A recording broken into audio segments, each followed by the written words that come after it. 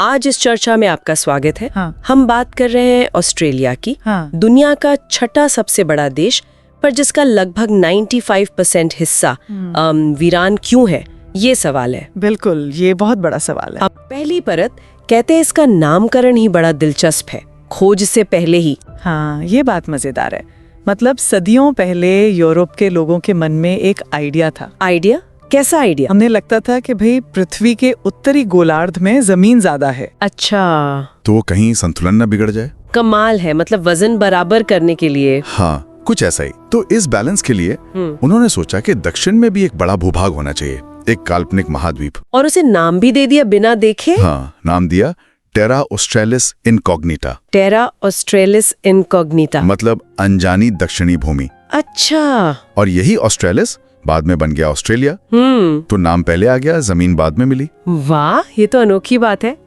फिर आते हैं कैप्टन जेम्स कुक। उनका नाम बहुत जुड़ता है ऑस्ट्रेलिया से। हाँ, जुड़ता है, लेकिन वो सीधे ऑस्ट्रेलिया खोजने नहीं निकले थे। अच्छा, तो फिर 1769 की बात है। ब्रिटिश नेवी ने उन्हें एक जहाज दिया, एंडेवर, और कुछ वैज्ञानिकों के साथ ताहिती भेजा। ताहिती, वहाँ क्या काम था? उनका मेन मिशन था वो देखना था ट्रांजिट ऑफ वीनस, शुक्र ग्रह का सूर्य के सामने से गुजरना। हाँ, ताकि ग्रहों की दूरी वगैरह पता चले। बिल्कुल, वैज्ञानिक मिशन था। लेकिन इसमें कोई सीक्रेट भी था। हाँ, यही तो बात है।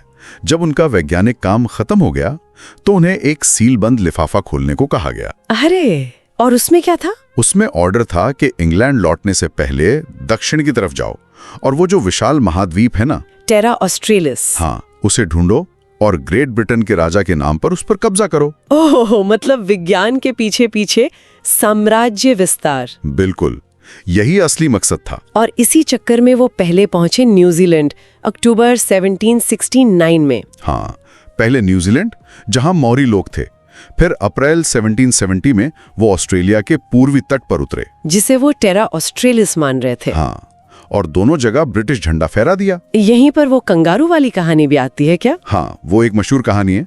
कहते हैं कुक ने पहली बार कंगारू देखा तो एक आदिवासी से पूछा, भाई ये क्या है? तो उसने कहा कंगारू। बाद में किसी ने कहा कि आदिवासी का मतलब था मुझे नहीं पता। हाँ, ये तो मैंने भी सुना है, पर ये सच है। अब देखिए, रिसर्च करने वाले मानते हैं कि शायद ऐसा नहीं था। हो सकता है आदिवासी ने अपनी भाषा में गंगरू या ऐसा ही कुछ कहा हो। गंगरू? उसका मतलब? शायद काला जानवर, जिसे कुक ने सुन लिया कंगारू। अच्छा, तो मुझे नहीं पता वाली बात शायद गप है। ज्यादा संभावना यही है। और इसे राष्ट्रीय पशु इसलिए बनाया क्योंकि ये पीछे नहीं चल सकता, हमेशा आगे बढ़ता है। प्रगति का प्रतीक। दिलचस्प। लेकिन आपने कहा कुक का नाम जुड़ता है, पर क्या वो पहले यूरोपीय थे जिन्होंने ऑस्ट्रेलिया देखा था? नहीं, बिल्कुल नहीं। ये भी एक आम गलतफहमी है। तो फिर कौन था? उनसे करीब 125 साल पहले 1644 में एक डच नाविक थे, एबल तस्मान। एबल तस्मान? हाँ, उन्होंने ऑस्ट्रेलिया का चक्कर लगाया था और उसके दक्षिण में एक द्वीप भी खोजा था, जिसे आज तस्मानिया कहते हैं, उन्हीं के नाम पर। बिल्कुल, वो आज ऑस्ट्रेलिया का ही एक राज्य है। और अगर हम यूरोपियों से भी पहले की बात करें, सबसे पहले इंसान कब पहुंचे? वो तो हजारों साल पहले की बात है। पिछला हिमयुग, मतलब प्लाइस्टोसीन युग जब था, अच्छा, तब समुद्र का लेवल बहुत नीचे था, तो एशिया से जमीनी पुल बन गए थे। शायद कुछ लोग नावों से भी आए। तो वो एशिया के आदिवासी थे। हाँ, और जब हिमयुग खत्म हुआ, समुद्र चढ़ा, तो ऑस्ट्रेलिया फिर से द्वीप बन गया और ये लोग बाकी दुनिया से कट गए हजारों साल तक। तो ये तो हुई खोज और शुरुआती बसाहट की कहानी। अब वापस उस सवाल पर आते हैं कि इतना खाली क्यों रह गया? कुक के बाद अंग्रेजों ने क्या किया? पीनल कॉलोनी वाला क्या मामला था? हाँ, तो कुक की रिपोर्ट के बाद ब्रिटिश सरकार ने फैसला किया। 1788 में पहला बेड़ा पहुंचा सिडनी के पास, बॉटनी बे। और उनका इरादा साफ था। बिल्कुल, ऑस्ट्रेलिया को बनाना था पीनल कॉलोनी। पीनल कॉलोनी मतलब सजा देने की जगह। हाँ, अपने अपराधियों को सजा के तौर पर देश से बाहर भेजने की जगह। अमेरिका उनके हाथ से निकल गया था, तो अब कैदियों को कहाँ भेजें?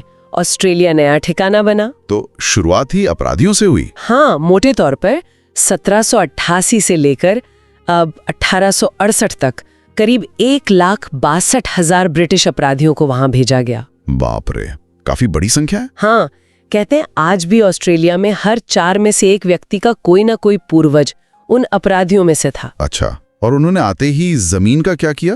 वो टेरा नुलियस वाली बात? हाँ, ये बहुत महत्वपूर्ण है। उन्होंने जमीन को कहा टेरा नूलियस, जिसका मतलब? ऐसी जमीन जिसका कोई मालिक ना हो। लेकिन वहां तो लोग रह रहे थे हजारों सालों से, मूल निवासी। बिल्कुल, लेकिन अंग्रेजों के लिए वो मालिक नहीं थे, क्योंकि उनकी संस्कृति में जमीन की निजी मिल्कियत, ये खेत के चारों ओर बाड़ लगाने का रिवाज नहीं था। वो जमीन को अलग तरह से देखते थे। हाँ, वो खुद को जमीन का हिस्सा मानते थे, मालिक नहीं। अंग्रेजों ने कहा, ये तो खाली पड़ी है, इस पर कोई दावा नहीं, तो ये हमारी। ये तो मतलब एक तरह से बहाना था कब्जा करने का। इसे ऐसे ही देखा जाता है। शुरुआत में दोस्ती का नाटक किया, थोड़ी जमीन ली, फिर धीरे धीरे सब हड़प लिया। और इस कब्जे का, इस सोच का मूल निवासियों पर क्या भयानक असर पड़ा होगा।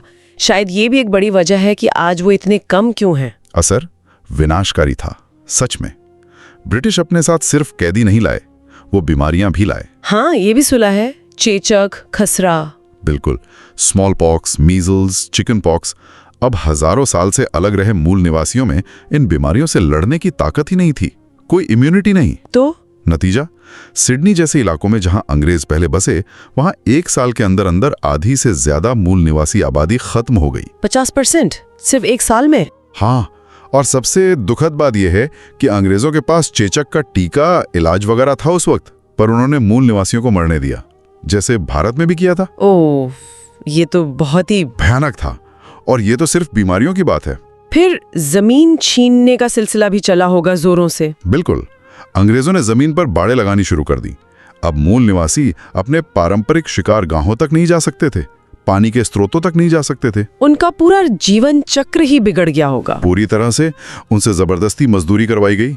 महिलाओं और बच्चों के साथ बहुत बुरा बर्ताव हुआ, यहां तक कि गर्भवती महिलाओं को गहरे समुद्र में मोती निकालने जैसे खतरनाक काम करने पर मजबूर किया गया। इसके खिलाफ उन्होंने आवाज नहीं उठाई, विद्रोह नहीं किया? किया, बिल्कुल किया। 1795 से लेकर लगभग 100 साल तक संघर्ष चलता रहा। छोटे बड़े युद्ध होते रहे, लेकिन नतीजा वही हुआ जो अक्सर होता है। अंग्रेजों के पास आधुनिक हथियार थे। युद्ध और बीमारियों ने मिलकर मूल निवासी आबादी को लगभग खत्म ही कर दिया। आंकड़े क्या कहते हैं, कितना नुकसान हुआ? अनुमान है कि 1788 में जब अंग्रेज आए, तब शायद 3 लाख से 7.5 लाख के बीच मूल निवासी थे। 1900 आते आते ये संख्या घटकर सिर्फ 30,000 से 75,000 रह गई। मतलब लगभग 90% आबादी खत्म हो गई। हाँ, करीब करीब 90%। इसे आप सांस्कृतिक और जनसंख्या की नरसंहार कह सकते हैं। बहुत बाद में ऑस्ट्रेलियन सरकार ने इसके लिए माफी भी मांगी। फिर 1851 में कुछ और हुआ, सोने की खोज। हाँ, 1851 में सोने की खानें मिल गईं। अब तो सिर्फ अपराधी नहीं, आम ब्रिटिश लोग भी दौड़े चले आए लालच में। तो आबादी बढ़ने लगी यूरोपीय लोगों की। हाँ, यूरोपीय आबादी बढ़ी, खेती भी बढ़ी, भेड़ पालन भी शुरू हुआ। लेकिन इस सब का मतलब था मूल निवासियों को उनकी बची खुची जमीनों से भी हटाना। वो प्रक्रिया और तेज हो गई। तो ये ऐतिहासिक कारण थे जिन्होंने ऑस्ट्रेलिया की शुरुआती आबादी की शक्ल तय की। मूल निवासियों का लगभग सफाया और यूरोपीय लोगों का बसना। फिर ये एक देश के रूप में कैसे बना और उसकी नीतियों ने कैसे असर डाला? देश बनने की प्रक्रिया धीरे धीरे हुई। 1 जनवरी 1901 को 6 अलग अलग ब्रिटिश कॉलोनियां थी वहां, New South Wales, Tasmania, Victoria वगैरह। हाँ। उन्होंने मिलकर ऑस्ट्रेलियाई फेडरेशन बनाया। इसे ब्रिटिश संसद ने मान्यता दी। लेकिन ये पूरी तरह आजाद नहीं थे। नहीं, विदेश नीति जैसे मामले अभी भी ब्रिटेन ही देखता था। फिर आए 2 विश्व युद्ध। उनका क्या असर पड़ा? बहुत गहरा, खासकर पहले विश्व युद्ध का।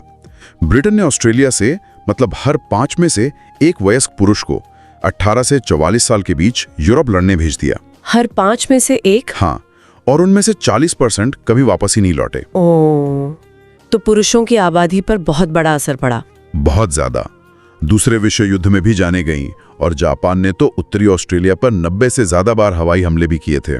अच्छा, जापान ने ऑस्ट्रेलिया पर भी हमला किया था? हाँ, डार्विन जैसा शहरों पर बमबारी हुई थी। और कोई खास नीति भी थी जिसने आबादी को प्रभावित किया, वो व्हाइट ऑस्ट्रेलिया पॉलिसी? हाँ, वो भी एक बड़ा फैक्टर है। 1901 में ही एक कानून आया, इमिग्रेशन रिस्ट्रिक्शन एक्ट। उसे ही व्हाइट ऑस्ट्रेलिया पॉलिसी कहते थे। हाँ, आम बोलचाल में इसका सीधा मकसद था कि गैर श्वेत लोग, खासकर एशिया से आने वाले लोग और खुद ऑस्ट्रेलिया के मूल निवासी, उन्हें देश में आने से या बचने से रोका जाए। क्यों?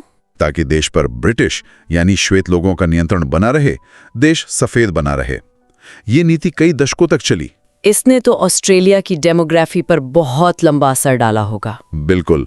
और पूरी तरह से आज़ादी, मतलब अपनी विदेश नीति वगैरह तय करने की आज़ादी, वो तो ऑस्ट्रेलिया को जाकर मिली 3 मार्च 1986 को। अच्छा, 1986 में? काफी बाद में। हाँ, द्वितीय विश्व युद्ध के बाद ब्रिटेन कमजोर हुआ और ऑस्ट्रेलिया अमेरिका के ज्यादा करीब आ गया। तो इन सब चीजों का, मूल निवासियों का हटना, पीनल कॉलोनी, सोना, युद्ध, व्हाइट ऑस्ट्रेलिया पॉलिसी, आज नतीजा क्या दिखता है? नतीजा ये है कि आज ऑस्ट्रेलिया की आबादी करीब 2.6 करोड़ है। 2.6 करोड़?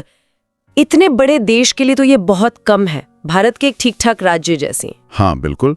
और इसमें मूल निवासी कितने हैं? सिर्फ 3.8%, लगभग 10 लाख। 90% खत्म होने के बाद अब सिर्फ 3.8%। हाँ, और ये पूरी 2.6 करोड़ की आबादी भी कहाँ रहती है? देश के सिर्फ 0.22% हिस्से पर। 0.22% जमीन पर। हाँ, मुख्यतः 5 बड़े शहरों में, Sydney, Melbourne, Brisbane, Perth, Adelaide, जो ज्यादातर किनारों पर हैं, समुद्र के पास। तो इसका मतलब देश का 95% से ज्यादा हिस्सा आज भी लगभग खाली है। बिल्कुल, वही सवाल जहां से हमने शुरू किया था। तो इतिहास हमें ये बताता है कि आबादी कम क्यों है और कुछ खास समूह हाशिए पर क्यों हैं। लेकिन ये पूरी तरह ये नहीं समझाता कि आज भी लोग उन विशाल अंदरूनी इलाकों में क्यों नहीं बसते। इसके लिए शायद हमें भूगोल देखना होगा। अब आप बिल्कुल सही जगह आई हैं। इतिहास ने नींव रखी, लेकिन ऑस्ट्रेलिया का भूगोल वो दीवारें हैं जो लोगों को अंदर आने से रोकती हैं। अच्छा, क्या खास है ऑस्ट्रेलिया के भूगोल में? देखिए, ये बहुत ही ज्यादा चुनौतीपूर्ण है।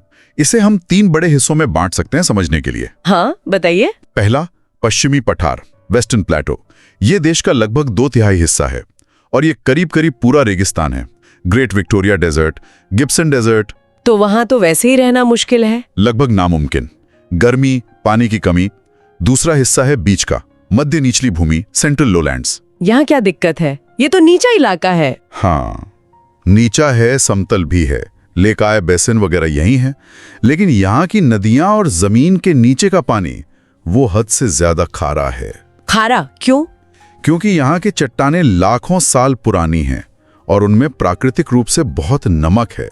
वो नमक पानी में घुल जाता है, तो न खेती हो सकती है न पिया जा सकता है। ओहो, तो या तो रेगिस्तान या खारा पानी। मोटे तौर पे हाँ। और तीसरा हिस्सा है पूर्वी हाईलैंड्स, ईस्टर्न हाईलैंड्स, देश के पूर्वी किनारे पर, जहाँ ज्यादातर लोग रहते हैं। बिल्कुल। यहाँ पहाड़ हैं जिन्हें ग्रेट डिवाइडिंग रेंज कहते हैं, जंगल हैं, नदियां हैं जिनमें मीठा पानी है, उपजाऊ जमीन भी है। तो बस यही पतली सी पट्टी है जहाँ जीवन ज्यादा आसान है। तो मतलब देश का अंदरूनी विशाल हिस्सा रहने लायक ही नहीं है ज्यादातर। हाँ, बहुत मुश्किल है। अब इसमें मौसम को भी जोड़ लीजिए। मौसम कैसा है? क्या वो भी एक बड़ी चुनौती है? मौसम शायद सबसे बड़ी चुनौती है। ऑस्ट्रेलिया 3 तरह के एक्सट्रीम मौसम झेलता है। 3 तरह के? कौन कौन से? पहला, सूखा, भयंकर सूखा। देश का लगभग 70% हिस्सा या तो सूखाग्रस्त है या अर्ध सूखाग्रस्त। 70%? इतना ज्यादा क्यों? इसके कई कारण हैं। एक तो दक्षिण में अंटार्कटिका है, वहां से ठंडा पानी आता है। वो समुद्री करंट हवा में नमी बनने से रोकता है। अच्छा। और फिर बारिश वाले बादलों को रोकने के लिए पश्चिम और मध्य में ऊंचे पहाड़ भी नहीं हैं, तो बादल बनते भी कम हैं और जो बनते हैं वो बिना बरसे निकल जाते हैं। तो नतीजा सूखा। हाँ, और ये सूखा कई कई साल चलता है।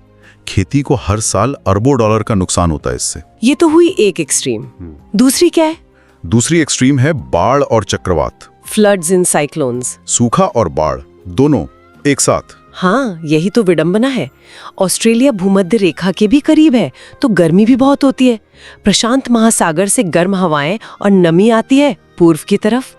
पूर्वी तट पर भी ग्रेट डिवाइडिंग रेंज है, वो पहाड़ इन हवाओं को रोक लेते हैं। तो पूर्वी तट पर तो खूब बारिश होती है, ज्यादातर आबादी इसीलिए वहीं है। लेकिन इसमें दिक्कत क्या है? दिक्कत तब होती है जब कभी कभी समुद्री पानी जरूरत से ज्यादा गर्म हो जाता है और हवाएं बहुत तेज हो जाती हैं, जैसे ला नीना के समय होता है। तब पूर्वी तट पर भयानक बाढ़ आती है, नदियां उफन जाती हैं, शहर डूब जाते हैं और साथ में आते हैं ट्रॉपिकल साइक्लोन्स यानी चक्रवात। हर साल औसतन 2-3 बड़े चक्रवात ऑस्ट्रेलिया को झेलने पड़ते हैं। बाप रे, मतलब एक तरफ पानी की बूंद नहीं, दूसरी तरफ अचानक सब कुछ डूब जाता है। बिल्कुल, ये एक्सट्रीम्स हैं, सूखा, बाढ़, चक्रवात और रेगिस्तान की भयंकर गर्मी। ये सब मिलकर ऑस्ट्रेलिया के अंदरूनी 95% हिस्से को इंसानों के रहने के लिए बहुत ही मुश्किल, लगभग नामुमकिन बना देते हैं। तो लोग करें भी क्या, मजबूरन उन्हें किनारों पर ही रहना पड़ता है, खासकर दक्षिण पूर्व में। सही कहा, वो वहीं सिमट कर रह गए हैं। तो अगर हम पूरी कहानी को समेटें, ऑस्ट्रेलिया के 95% खाली होने की कहानी में कई परतें हैं। हाँ बिल्कुल। पहली परत इतिहास की है, कैसे मूल निवासियों को हटाया गया, उनकी आबादी खत्म हुई, कैसे अपराधियों को बसाया गया, फिर युद्धों का असर और वो वाइट ऑस्ट्रेलिया जैसी नीतियां, इन सब ने आबादी को कम रखा और उसे एक खास शक्ल दी। बिल्कुल सही, इतिहास ने स्टेज तैयार किया। और फिर दूसरी, शायद ज्यादा मजबूत परत है भूगोल और मौसम की। मतलब विशाल रेगिस्तान जहां रहा नहीं जा सकता, बीच के इलाके जहां पानी खारा है, हाँ, और फिर मौसम के एक्सट्रीम्स, कभी सालों तक सूखा तो कभी अचानक भयानक बाढ़ और चक्रवात। ये सब मिलकर देश के ज्यादातर हिस्से को रहने लायक नहीं छोड़ते। इतिहास और भूगोल दोनों ने मिलकर आज का ऑस्ट्रेलिया बनाया है, एक विशाल महाद्वीप, संसाधनों से भरा हुआ, लेकिन ज्यादातर वीरान, जिसकी आबादी कुछ किनारों तक ही सीमित है। बिल्कुल। आज की इस गहरी पड़ताल के बाद एक सवाल आखिर में मन में आता है, क्या? कि भविष्य में ऑस्ट्रेलिया अपने इस विशाल, खाली और चुनौतीपूर्ण भीतरी इलाके का करेगा क्या? क्या टेक्नोलॉजी कभी इन रेगिस्तानों और सूखी जमीनों को रहने लायक बना पाएगी? ये बड़ा सवाल है। और अगर ऐसा होता भी है, तो क्या इस विकास की दौड़ में ऑस्ट्रेलिया अपने इतिहास से सीखेगा? खासकर मूल निवासियों के साथ जो हुआ, उस अन्याय को याद रखेगा? ये सवाल शायद हमें सोचने के लिए छोड़ देना चाहिए। हाँ, ये जरूर सोचने वाली बात है।